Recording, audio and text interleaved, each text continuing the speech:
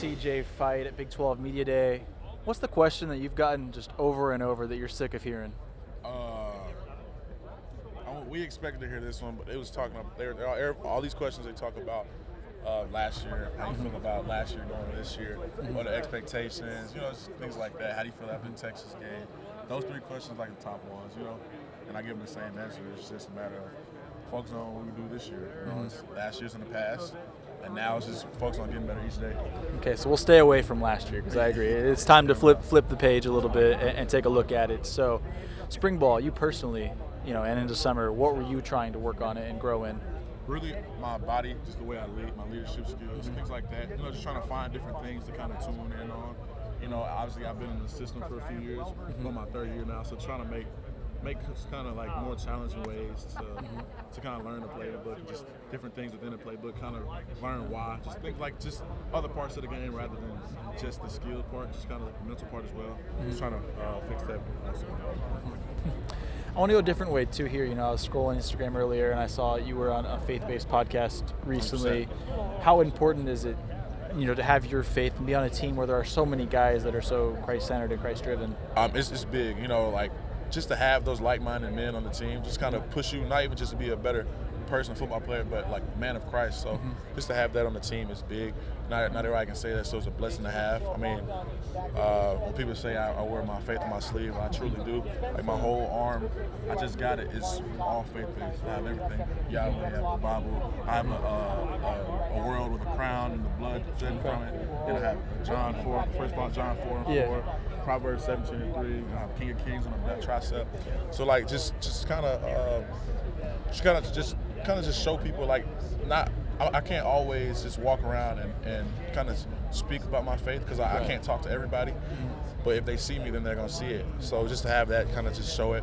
It's just something I do, something simple, subtle, that might be able to spark a conversation. Somebody wants to talk to you, then you see it, they come talk to you. So just any way I can to try to show.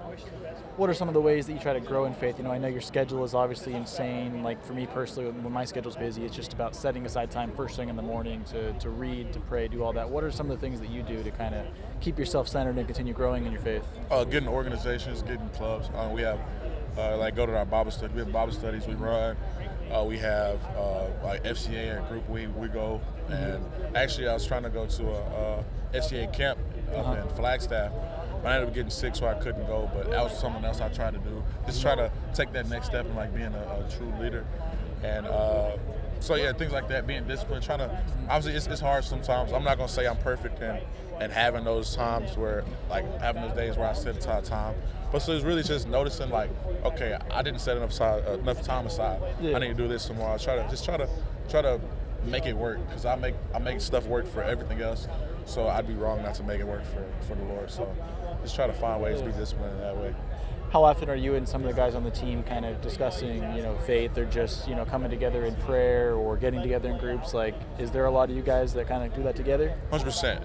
There's guys over, and my biggest thing I love to see, like the guys on the team, like watch them grow in faith.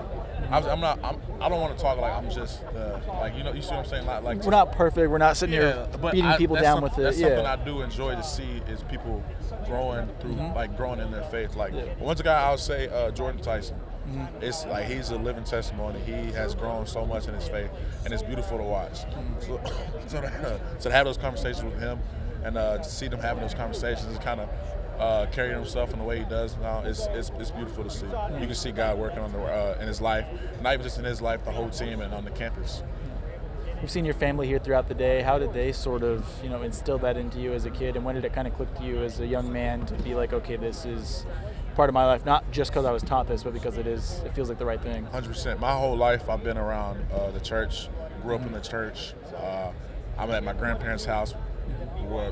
They were big church folks. So, I've been around it. So I've always been known about it, but I didn't kind of take that step until I say when COVID happened, and I had nothing else to do. So then I was like, why not? I just kind of took that step on my own. But like growing up, I was doing praise dances, speeches, things like that in the church. Like, because my parents, just kind of kind of give me a little nudge, and then after so long, I just kind of took that step on my own. So I'm still growing, still trying to continue to find ways to grow and just build a relationship with the Lord. I appreciate you sharing that.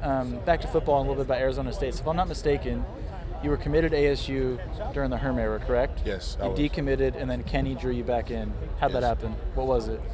Actually, I was at school. I was at my football facility, and Coach Amy and Coach Ward had called me. Mm-hmm. So we were on the phone talking and just talking, and then we were just talking. So then I was like, I gotta go to class. I'll call you back afterwards. So when I called him back after the class, I ended up committing back. And then a day or two later, I think it was 2 days after, Coach Amy was in my coach's office, and we were sitting there talking. We talked about it, and to see that, it was beautiful to see. Just kind of like my biggest thing was kind of being appreciated and I wanted to be wanted. Mm-hmm. So just to see that and for them to show me how much I am wanted, it meant the world. And then after that, after he left my school, he went down the road and went to Montana school, and then got Montana. So what they're doing is special. And you can see it in the recruiting, you can see it on the team, you can see it moving, so it's big. So as the people, though, was it something, too, about just the campus or ASU in general that just kept staying on your heart? Yeah, I already loved ASU. I knew if I loved ASU when I went in July, I knew I'd love it like year round. So, right, it's the worst weather. Yeah, that's what I'm saying. Like I was going and they were talking about, I was sitting at dinner and we were watching the news talking about it was record-setting heats. I'm sitting there like, I love this place. So it's like, after that, I'm like, no, why not? I wouldn't want to be anywhere else. And then when I saw I fell in love with the old staff too. And then when the new staff came in, I actually came in and saw the new staff too, and saw how they treated us and just, just the environment and the culture they instilled it's been a blessing. Okay. Last thing I got then for you, fall camps in a couple weeks.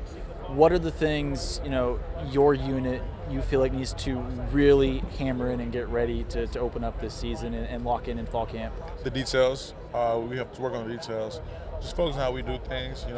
We don't want to get caught up in all the numbers and chasing stats. Our coach always says, chasing stats is like chasing girls. Like once you just do what you have to do, they're gonna come. So it's like we don't worry about that. We just worry about going in, day in, day out. Just focus on ourselves, focus on how we work, and not letting all the outside noise or all the extracurricular things, just things that just don't add value. Just kind of getting away. Just focus on our grind.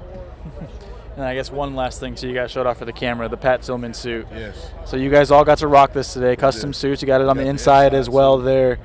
What does it mean? Shout out, I got Doug. Yeah. Last year we had it, and we had our suits, and we just had like a different, it's like you just pick some, I had like a little abstract on the inside. Right. This year they said they want to do something different, and I love it. It's it's because this is how you want to carry yourself. You want to try to live up to the legacy and just to have it on the inside. You kind of remind yourself why you're on this council and why you're doing what you're doing. It's big to just kind of carry around with you. Right.